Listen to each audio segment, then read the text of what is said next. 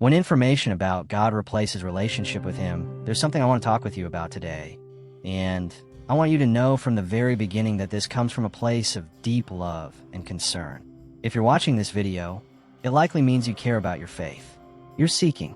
You're trying to understand more about God. And that itself is beautiful. The fact that you're here, listening, thinking about spiritual things, that matters.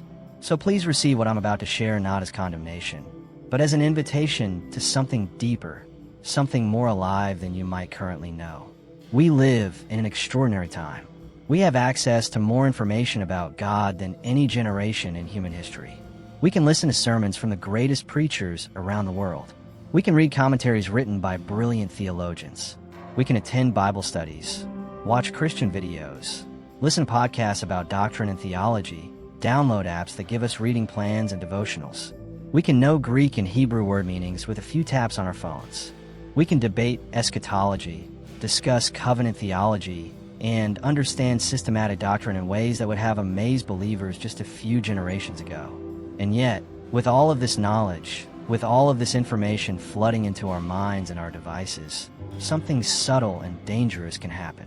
Something that creeps in so quietly, we don't even notice it's there. We can become experts about God while becoming strangers to God Himself.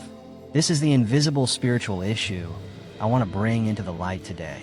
It's the slow, almost imperceptible replacement of relationship with information. It's the trading of intimacy for data.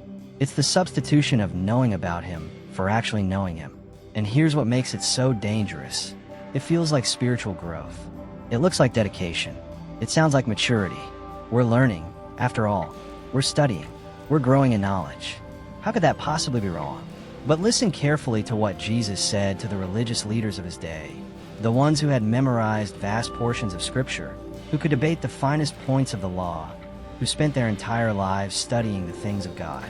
In John chapter 5, verse 39, Jesus tells them something stunning. You search the Scriptures because you think that in them you have eternal life, and it is they that bear witness about me. Yet you refuse to come to me that you may have life. Do you see what's happening there? They were studying the very words that pointed to Jesus, and yet they were missing Jesus Himself. They had replaced the relationship with the research. They had substituted the person for the pages. And Jesus is looking at them with both sorrow and love, saying, you're missing the whole point. This happens more often than we think, and it happens to sincere people. It happens to people who really do love God, or who want to love God, or who think they're loving God by learning more about Him. We attend another conference. We buy another study Bible. We join another online theology group. We listen to another podcast series. And slowly, almost without realizing it, our spiritual lives become about consumption rather than communion, about accumulating facts rather than encountering a person. Why does this happen? Why does it go so often unnoticed? I think it's because information gives us something relationship doesn't always give us: a sense of control and a feeling of accomplishment. When we learn something new about God, we can check it off. We can measure it. We can feel like we're making progress. We finished that book. We completed that study. We can now explain that doctrine. There's a satisfaction in that, a sense of achievement. But relationship is messy. It requires vulnerability. It demands time that doesn't always feel productive. It asks us to be still, to wait, to listen for a voice that doesn't always speak when we want it to.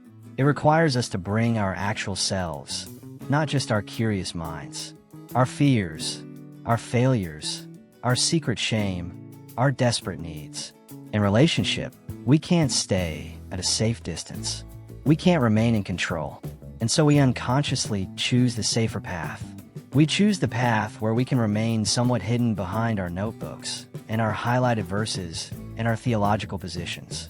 We can build walls of doctrine that protect us from the terrifying intimacy of actual encounter.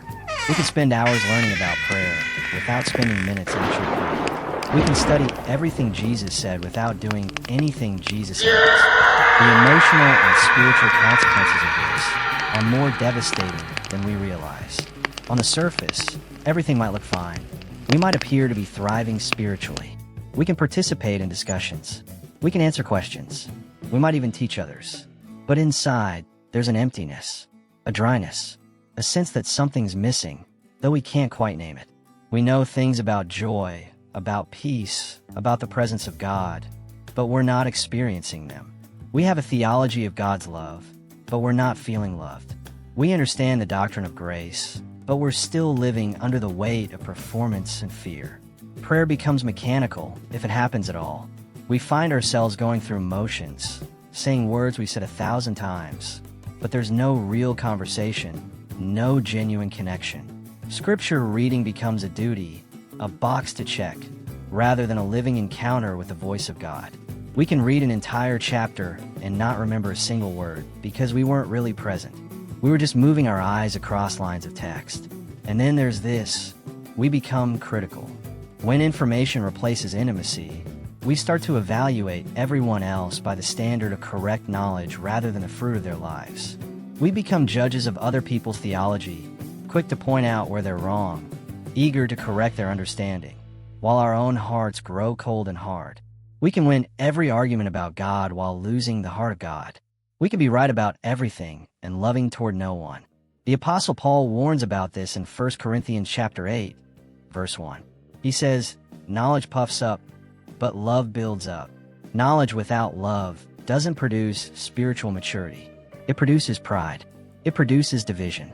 It produces people who are convinced of their rightness, but emptied of compassion, full of information, but void of transformation. Here's what the scriptures actually call us to. In Philippians chapter 3, Paul talks about his own journey. This is a man who had impeccable religious credentials. He was educated under the best teachers. He knew the law inside and out. He had every reason to trust in his knowledge and his achievements.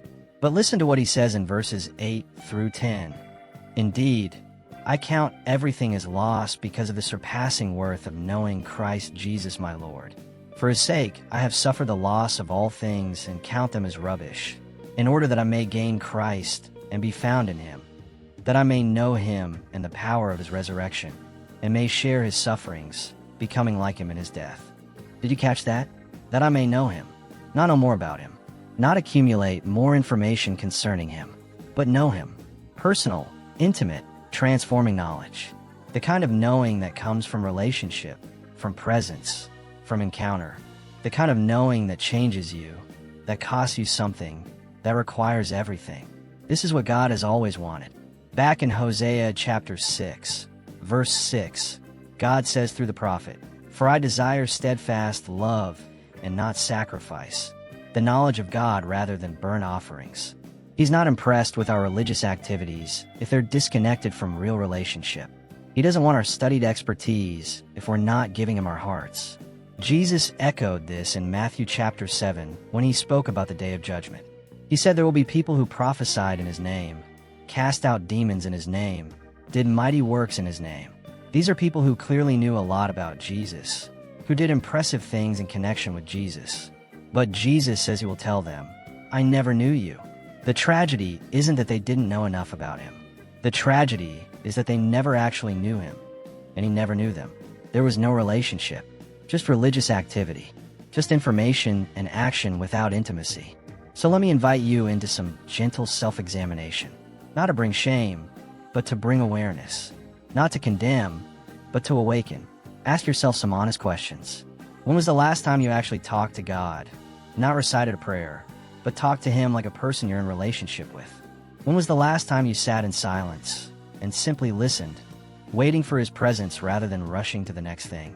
When was the last time you read scripture not to learn something new, but to hear from someone you love?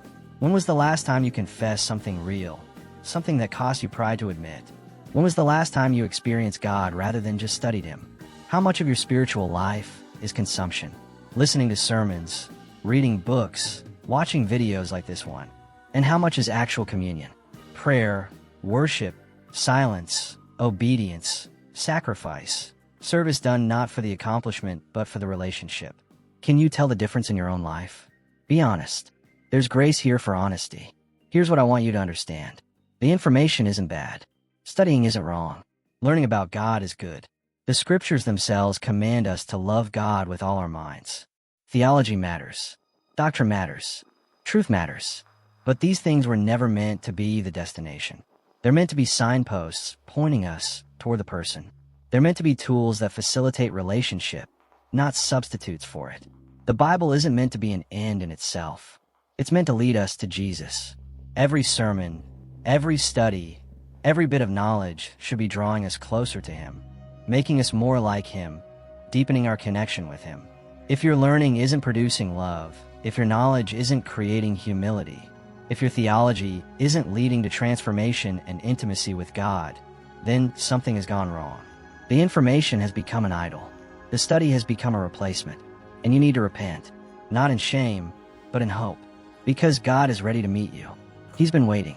He's been inviting you past the information and into the relationship all along. Repentance here might look different than you expect. It might mean closing the book you're reading and opening your heart instead. It might mean turning off the sermon and turning toward Him in prayer. It might mean less time studying what He said and more time doing what He asked. It might mean getting quiet enough, still enough, vulnerable enough to actually encounter Him rather than just learning about Him.